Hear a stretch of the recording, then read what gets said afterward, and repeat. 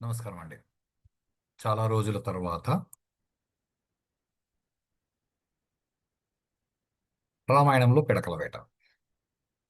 ఏదో పేరు విని అలా అనుకోవద్దండి. అదేదో పెద్దలు చెప్తారే అలా ఏం మాట్లాడుకున్నా దానిలో మనకు పనికొచ్చే ఉండాలి. అసలు మోక్షం పొందడం అంటే మనకి ఆ, మనకి అవసరం లేని దాన్ని మలమూనని అంటాం. మలం అంటే ఉండకూడనిది. మనకి మూడు రకాల మలాలు ఉంటాయి.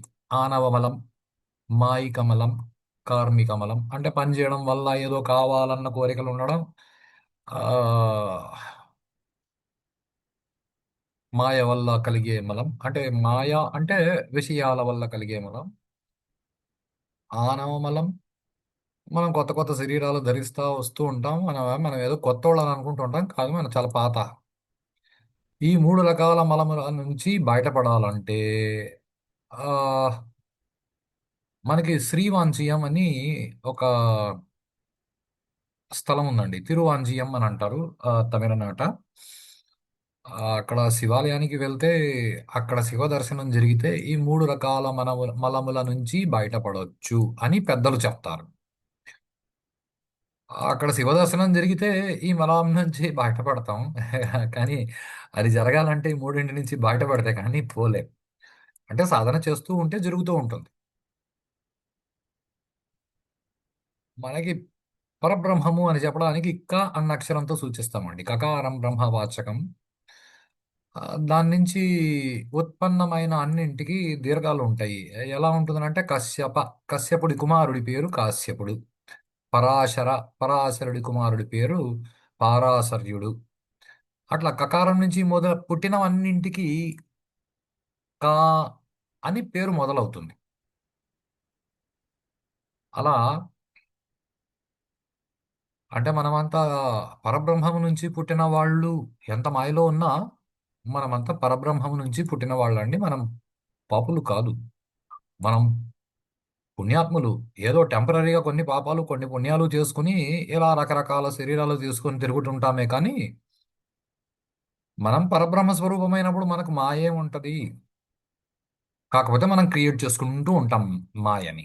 అలా తర్వాత చేరిన మలం ఏదైతే ఉందో కా మలం, దాన్ని విడదీసి చూస్తే అదే మనకి కామం కాలం గా కనిపిస్తుంది. కామ కాల ఇది అంతా వ్యాపించి ఉంది. ప్రపంచంలో కామము లేని స్థలం ఏది, కాలము లేని స్థలం ఏది? మేము మాయ నుంచి బయటపడ్డాం. ఇవన్నీ చాలా పెద్ద నవ్వొచ్చే విషయాలు. అలా కాకుండా కాస్త జాగ్రత్తగా ఆలోచించు. ఈ అంతా అన్న శబ్దాన్ని యకారం సూచిస్తుంది. అన్న అక్షరం దానికి సంస్కృతంలో ఆ, యత్ర కుత్ర స్థితం దేవం సర్వవ్యాపినమీశ్వరం అని అంటారు. అంటే అంటే అంత ఇది కాబట్టి మొత్తం మూడైనవి. ఒకటి కాయము కామము కాలం. అదే కాయము అంటే మనకు కొత్త శరీరం వచ్చింది. ఇంకా కామము అంటే ఏదో రకరకాల కోరికలు ఉంటాయి. ఇల్లు కట్టాలి, అది తినాలి, తినాలి, ప్రతి క్షణం ఒక ఏదో అయిన్ని ఎక్కడ పుడుతుంటాయంటే ఈ కాలం. ఇది ఆద్యంతరహితం. ఇది ఎప్పుడు జరుగుతూనే ఉంటాయి. ఏదో ఆ, ఆ, ఎలా అంటారు, మిగిలిన జ్ఞాన సంబంధమైన విషయాలు ఏవైతే ప్రపంచంలో మిగిలిన వాళ్ళు ఏవైతే లెక్కలేసుకుంటారో ఆ లెక్కలు అది దేనికి సరిపోవు. అది పెద్ద శరీరానికి చిన్న చిన్న బట్టలు ఇరుకిరుకు బట్టలు వేసినట్లు దానిలో ఏ క్లారిటీ ఉండదు. అలా కాకుండా కొంచెం జాగ్రత్తగా ఆలోచించాలనుకోండి. ఈ కాలం ఎప్పటి నుంచి జరుగుతుందో ఎవరికి తెలియదు. గడియారం కనిపెట్టినప్పటి నుంచి కాలం జరగట్లేదు. గడియారం కనిపెట్టడానికి చాలా ముందు నుంచినే కాలం జరుగుతుంది. సో కాయం అంటే శరీరం, కామం దానికి ఉన్న కోరికలు, కాలం ఆ కోరికలు తీర్చుకోవడానికి అనుభవానికి రావడానికి స్థితి పరిస్థితులను కల్పించే ప్రకృతిలోని ఒక భాగము కాలము. అంటే ఈ కాలం అనే మహాసముద్రంలో కామం అనే పడవ వేసుకొని సరే కాయం కాయం అనే పడవ అంటే శరీరం అనే పడవ వేసుకుని కోరికలు అనే తెడ్డుతో ప్రయాణించేవాడు జీవుడు. మనమే. మనం పుట్టినప్పుడు అదేదో సినిమాలో ఒక చిన్న ఆ, డైలాగ్ కూడా చూశాను. అది చాలా బాగుంది. అలా ఏదో జీవితం అంటే తెలుసా అని అడుగుతాడు. ఏమి జీవితం అంటే అంటే ఆ ఏదో ఒక శ్మశానానికి తీసుకెళ్ళి పాతి పెట్టిన స్థలానికి తీసుకెళ్ళి అక్కడ పైన ఏదో పేరు రాస్తుంది చూడు. వాడి date of birth date of death మధ్య ఒక చిన్న గీత గీచుంది. అంటే డేట్ ఆఫ్ బర్త్ వాడు పుట్టినాడు, డేట్ ఆఫ్ డెత్ వాడు పోయినాడు, ఆ మధ్యలో ఉన్న గీత ఉందే, అదే జీవితం అంటే. ఇవన్నీ ఓకే. ఎమోషనల్ గా బాగానే ఉన్నాయి కానీ ఒక్కొక్కసారి అయితే నాకు అనిపిస్తుంది ఈ సినిమాలో డైలాగులు రాసిన వాళ్ళు నిజంగా రాసిన డైలాగ్ ని ఫీల్ అయి ఉంటే వాళ్ళు ఆ క్షణంలోనే మోక్షం పొందేసి ఉంటారు. అది మహాజ్ఞానం అది. అది కుదరదులేండి. అవన్నీ ఊరికే మన మాటలు ఉంటాయి కానీ చేతల్లో చేస్తల్లో అవి ఏమి ఉండవు.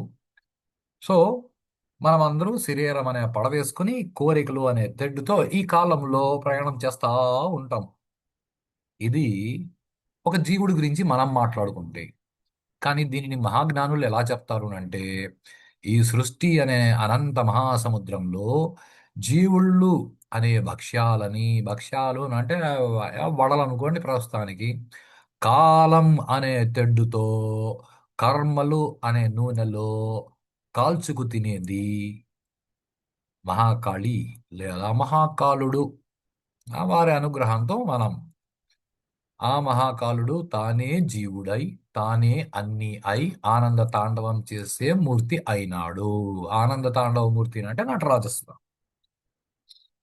ఈ సృష్టి అంతా ఆ పరమశివుడి నాట్య విలాసమే. మరి ఈ సృష్టి క్రమంలో దానికి సహకరించు వారిది పుణ్యం.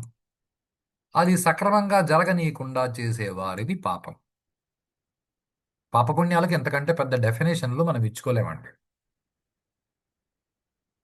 ప్రకృతికి అనుకూలంగా మనం బ్రతకడం. ప్రకృతి అంటే న్యాచురల్ ట్రీస్, సన్. ఆ, సన్కి మనమేం ఆ, అనుకూలంగా బతికే పని లేదండి.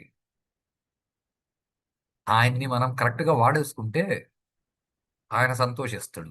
మనం ఆయన్ని కరెక్ట్గా వాడుకోకుండా మనం పిచ్చి చేసలు చేస్తుంటే ఆ, ఆయన వదిలేస్తాడు మనల్ని పట్టుకోకుండా.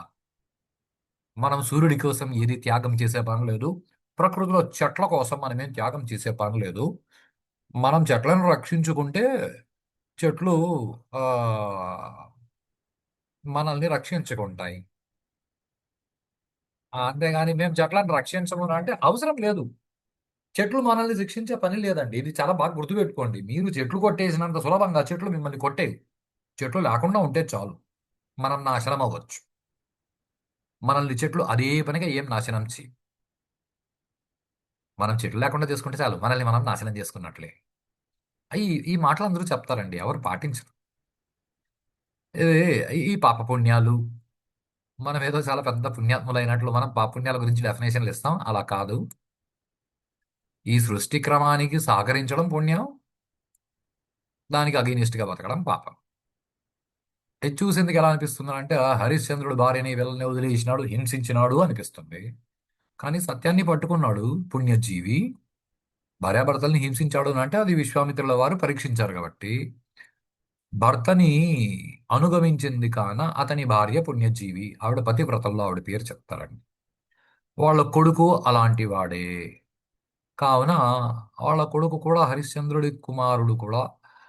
అసలు హరిశ్చంద్రుడి కొడుకు తనని తన శరీరం వదిలేసే ముందు తన స్నేహితులతో మాట్లాడతాడు. మా అమ్మకి ఈ విషయాలు చెప్పండి, మా గురువు గారికి ఈ విషయాలు చెప్పండి. ఈ వింటేనండి ఒక రకంగా హరిశ్చంద్రోపాఖ్యానం మహాభాగవతంలో చదవాలి. లేదా పెద్దలు జాగంటి కోటేశ్వరరావు లాంటి వాళ్ళు ఎవరైనా చెప్తుంటే వినాలి. కళ్ళలో నీళ్లు వస్తుందండి. ఆ, వాళ్ళందరూ పుణ్యజీవులు. రావణాసురుడు ఆడు తన దగ్గర పనిచేసి అందరికీ అన్నదానాలు చేసినాడు, వస్త్రదానాలు చేసినాడు, గృహదానాలు చేసినాడు, అన్నీ చేసినాడు. వాడికి దానాల బలం వాడి ఆయుష్ పెంచిందే కానీ సుఖాన్ని ఇలా వాడికి భయాన్ని ఇచ్చింది. ఎందుకు అంటే వాళ్ళంతా భగవత్ సృష్టికి విరుద్ధంగా బతకడానికి పుట్టిన వాళ్ళే. రావణాసుడు చాలా గొప్ప భక్తుడు కదండి, ఎవ్వరు చెప్పలేదు ఆ మాట. అసలు వాడు భక్తుడు అన్న విషయం పరమశివుడు చెప్పలా. ఆ, సర్లే వాడు ఏందో అల్లరి చేస్తున్నాడు, రచరామాయణం చేస్తున్నాడు, ఏదో వాడికి వరం వాడి మొహాన కొడితే పాయ అన్నట్లు కొట్టినాడే కానీ పరమశివుడు రావణాసురుడు నాకందరికంటే గొప్ప భక్తుడు అని ఏం చెప్పలేదండి. ప్లీజ్, ఈ సినిమా వాళ్ళు ఎవరైనా అలా పెడితే దాన్ని చూసి మీరు అవునేమో అని అనుకోవద్దండి. వాడు తపశ్శక్తి ఎక్కువ ఉంది కానీ వాడు భక్తుడు కాదు. ఓకే. పుణ్యం అంటే సృష్టి క్రమానికి అనుకూలంగా ఉండడం, పాపం అంటే దానికి విరుద్ధంగా ఉండడం. సో ప్రతి ఒక్కరూ పాప పుణ్యాలు మూటగట్టుకున్న వాళ్ళే. పాపం పాపమే, పుణ్యం పుణ్యమే. ఇది చాలా చిన్న విషయం అండి. పుణ్యం చేస్తే పాపం పోదు, పాపం చేస్తే దాన ధర్మాలు చేస్తే పుణ్యం వస్తుంది కానీ పాపం పోదు. ఇది చాలా ఇంపార్టెంట్ స్టేట్మెంట్. కాబట్టి దాన ధర్మాలు చేసేవాళ్ళు మేమేందో చాలా డొనేషన్లు ఇచ్చేసాము, ఎలాన్ మస్క్ డొనేషన్లు ఇచ్చినాడు, ఫేస్బుక్ కూడా డొనేషన్లు ఇచ్చినాడు, వాళ్ళకేదో చాలా పుణ్యం, వాళ్ళు ఎంత వాళ్ళని లైక్ కొట్టే వాళ్ళు, ఇవన్నీ పనికి మాలిన మాటలండి. ఎవడికి పుణ్యం లేదు. వాళ్ళకి పుణ్యం లేదు. ఒకవేళ వాడికి ఏదైనా పుణ్యం వచ్చింటే ఆడి పాపం అయితే పోలేదు, అది గ్యారంటీ. పాపం పోవాలంటే ప్రాయశ్చిత్తం చేసుకోవాలి.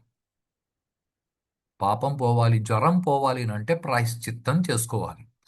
కానీ ప్రాయశ్చిత్తం చేయాలి అని అంటే ప్రాయశ్చిత్త కర్మ అని ఒకటి ఉంటుంది. ప్రాయశ్చిత్తం చేయాలి అని అంటే దానికి పశ్చాత్తాపం అనేది క్వాలిఫికేషన్. అంటే ఆ, మీరు ఎవరి దగ్గర క్షమించండి, మీరెవరో ఎందుకు నేనే. ఇప్పుడు నేనే ఎవరి దగ్గర ఒక 100 రూపాయలు కొట్టేశాను అనుకోండి. నేను 100 రూపాయలు కొట్టేస్తే దానికి ఏంటివో ప్రూఫ్లు దొరికినాయి. ఆ ప్రూఫ్లు తీసుకొని పోలీస్ కంప్లైంట్ ఇచ్చారు, కోర్టులో కేసు నడిచింది. కేసులో విట్నెస్లన్నీ చూసి ఆ, ఇప్పుడు దానికి ప్రాశ్చితంగా నువ్వు వాడికి 150 రూపాయలు కట్టు అని అంటే ఏదో నేను 150 రూపాయలు కట్టేస్తే ప్రాయశ్చిత్తం అయిపోయింది కదా అని అనుకోకండి. అలా జరగదు. ఎందుకంటే ఈ లోకంలో ఉన్న లౌకికమైన కోర్టులు, లౌకికమైన ఆ, ఆ, చట్టాలు అవన్నీ లోపల ఉన్న మనసుకి కాదండి. శరీరము దాన్ని వాడాల్సిన పద్ధతికి మాత్రమే అవి పనికి వస్తాయి. ఎందుకంటే లోపల ఏం ఆలోచనలు ఉన్నాయి ఏ జడ్జికి కనిపించవు. సో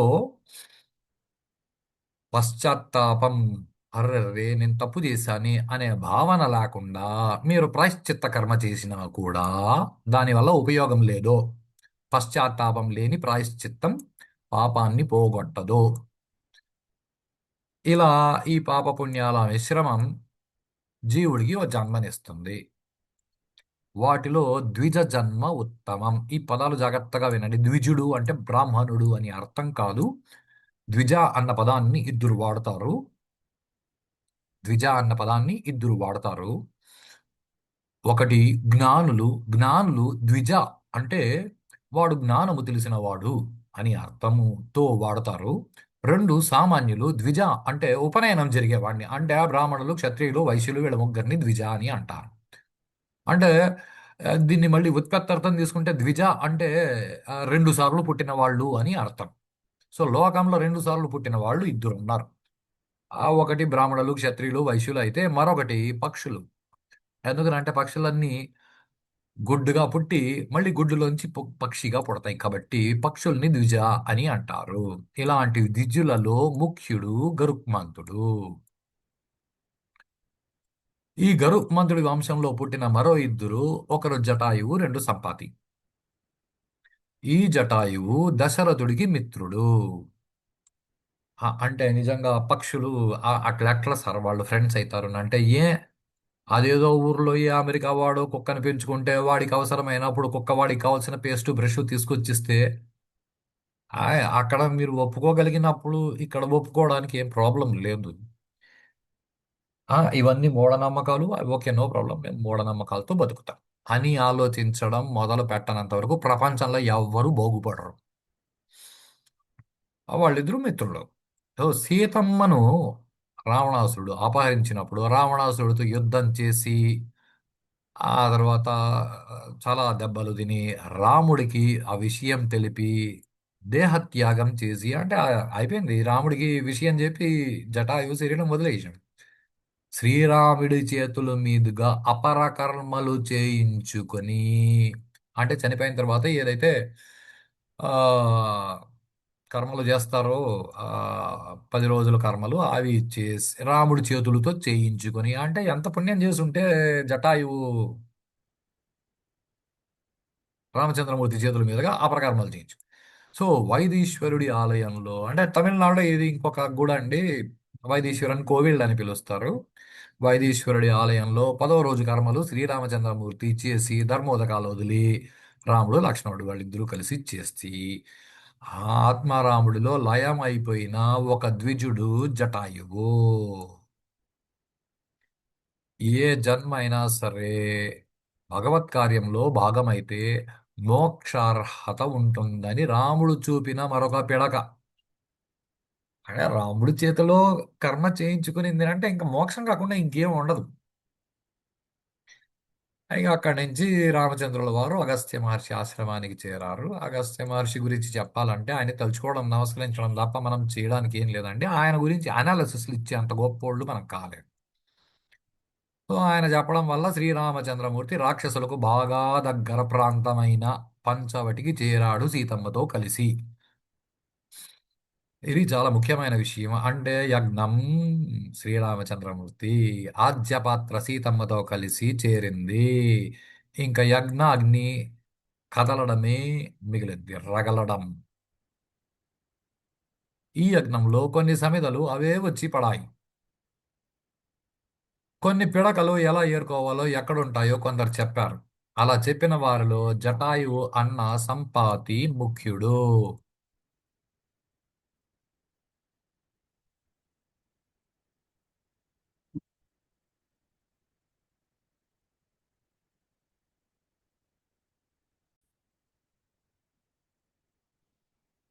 సో జటాయువు వాళ్ళ అన్న సంపాతి, వీళ్ళిద్దరూ అన్నదమ్ములు పక్షులు. ఈ సంపాతి రావణాసురుడి గురించి స్వామి హనుమకు చెప్తారు. సీతమ్మని గురించి కూడా చెప్తాడు. గొప్ప విషయం ఏమనంటే జటాయువు రావణాసురుడి గురించి రాముడికి చెప్తే సంపాతి రావణాసురుడి గురించి స్వామి హనుమకు చెప్తారు. వాళ్ళిద్దరూ ఏదో చిన్న పందెం వేసుకుని సూర్యమండలం వరకు వెళ్ళాలని వెళ్ళి రెక్కలు కాల్చుకొని భూమి మీద పడి తాను కదలలేక భగవత్ కృపగా తన దగ్గరగా వచ్చిన ఆహారం మాత్రం స్వీకరిస్తూ, అంటే ఇది ఒక రకమైన ఉపవాసం ఎవరు ఈ సంపాది చేసిండి అని. ఎలా ఉంటుందంటే కొంతమంది సిద్ధ పురుషులు ఉంటారు, అజగర వ్రతం అని అంటారు. అజగర వ్రతం అంటే ఏదో కొండ చిలువలాగా పడి ఉండడం. కొండ చిలువలు చాలా స్పీడ్గా పోయి మిగతా జంతువుల్లాగా తమ ఆహారాన్ని తీసుకో అవి ఒకసారి నోరు తెరుచుకుని ఉంటే ఏదైనా నోట్లోకి వస్తే అలా మింగుతాయి అంతే. అలాంటి వ్రతం చేసింది ఎందుకంటే దీని రెక్కలు కాలిపోయినాయి. సంపాతి రెక్కలు కాలిపోయినాయి. చివరికి రామకథ వింటూనే కొత్త రెక్కలు వచ్చి తన బలం పుంజుకొని జీవించిన మరో ద్విజ ఈ సంపాతి. ఈ గతిలేని స్థితిలో అయినా భగవంతుడి గురించి వింటే, తలుచుకుంటే వైభవంగా ఉండొచ్చని నేర్పిన మరో పిడక ఈ సంపాతి. ఇది జటాయువు ఇలా మనకి రకరకాల పిడకలు ఉన్నాయండి. పిడకలన్నీ కాలితేనే బూడిదైతుంది, బూడిదైతేనే శివుడు పూసుకుంటాడు. సో శివుడు పూసుకోవాలి అంటే ఆ నేను ఎవరు అన్న విషయం బాగా తెలుసుకోవాలన్న తపన కలిగిన వాడికి నేను ఎవరన్నది బాగా తెలిసిపోతే వాడు శివుడైనాడు. ఎలా ఉంటుంది అంటే రమణ మహర్షి గారి లాగా లేదా రామకృష్ణ పరమహంస లాగా. అది తెలియకుండా మనం బయట విషయాలు పట్టుకొని వేలాడుతూ ఉంటే ప్రపంచంలో చాలా విషయాలు లాగేసుకుంటాయండి. దాని నుంచి బయటపడాలి అంటే ఇలా ఒక్కొక్కరిని చూసి మనం నేర్చుకోవాల్సిన విషయాలు చాలా ఉన్నాయి. సంపాతి గతిలాక కొన్ని కొన్ని వందల సంవత్సరాలు అలాగే ఉండింది. దాని దగ్గరికి ఏదైనా జీవి వస్తే అది తినేదే తప్ప అది ఎగురుకుంటా పోయి తిని నడిచేంత కూడా దానికి శక్తి లేదు, అలా అయిపోయింది.